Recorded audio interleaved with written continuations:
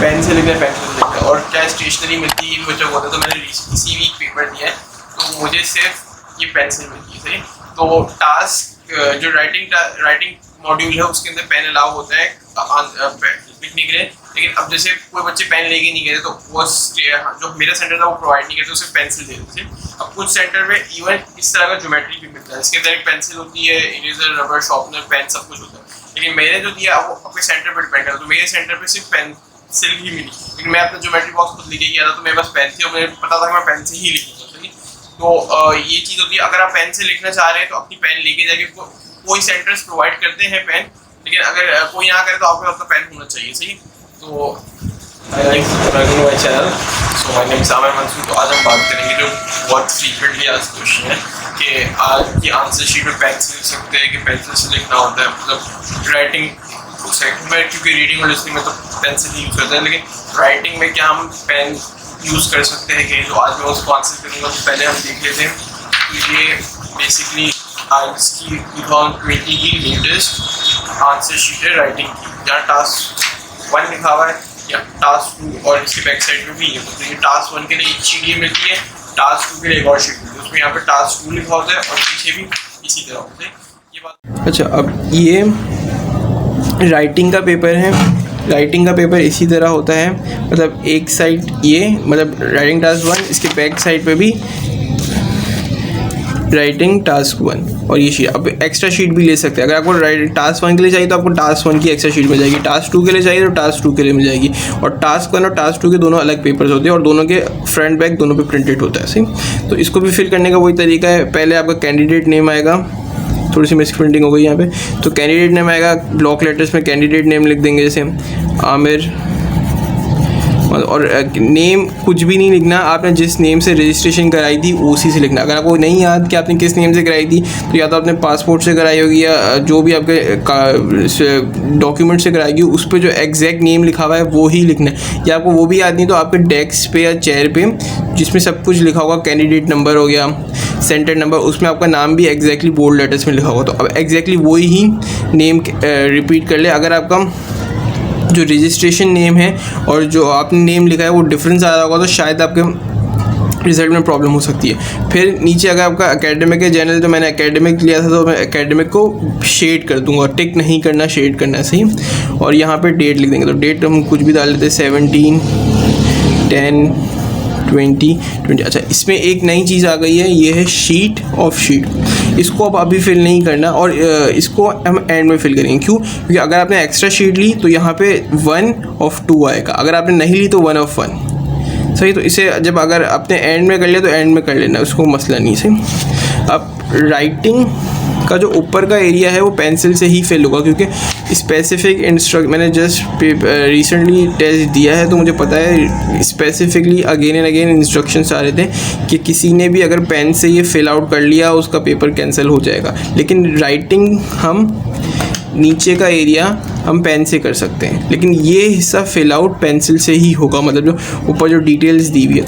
मैंने क्योंकि मेरी राइटिंग पेंसिल से अच्छी नहीं और मेरी प्रैक्टिस भी ख़त्म हो गई है पेंसिल से, तो मैंने पेन से ही किया। लेकिन अब ये मैं एडवाइस नहीं करूँगा जिसकी अगर मिस्टेक्स बहुत ज़्यादा होती है तो पेन से ना करें, क्योंकि फिर इसको कट करना बहुत मुश्किल हो जाएगा।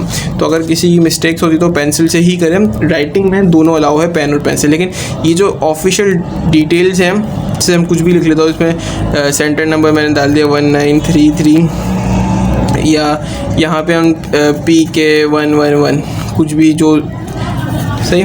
तो ये पेंसिल से ही फिल आउट होगी, इसके रिपीटेडली इंस्ट्रक्शंस आ रहे हैं, तो गलती से भी पेन नहीं कर देना, पेपर कैंसिल हो जाएगा। लेकिन राइटिंग जो टास्क है वो पेन से कर सकते हो, मैंने भी पेन से किया है। लेकिन उसमें मैं एडवाइस नहीं करूँगा कि किसी की राइटिंग गंदी है या किसी को अगर मिस्टेक्स हो रही है तो कट करना बहुत मुश्किल हो जाएगा। पेंसिल में ये कि अगर आपकी कोई मिस्टेक हो रही है, जैसे लिखा आई वॉज देयर, तो अगर आपने कोई मिस्टेक कर दी तो आप इसे रब करके चेंज कर सकते हैं। लेकिन मैंने पेन से किया है, पेन से ये है कि आपकी गलती हो गई तो फिर आपको कट करके आगे लिख लें, तो आपको जो सही लगे।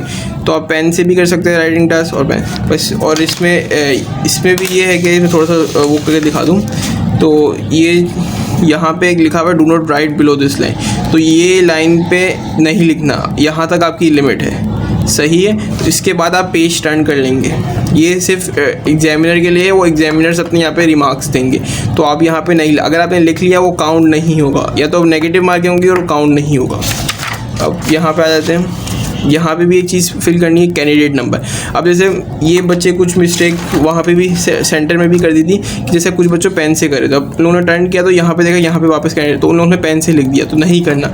ये सारी ऑफिशियल डिटेल्स यहीं पेंसिल से ही फिल आउट होगी, सही। जो भी होगा आपका कैंडिडेट नंबर, वो आपकी सीट पर एक पेपर लगा हुआ होगा, स्टिकर लगा हुआ, कुछ भी, उसमें हर चीज़ गिवन होगी, सही।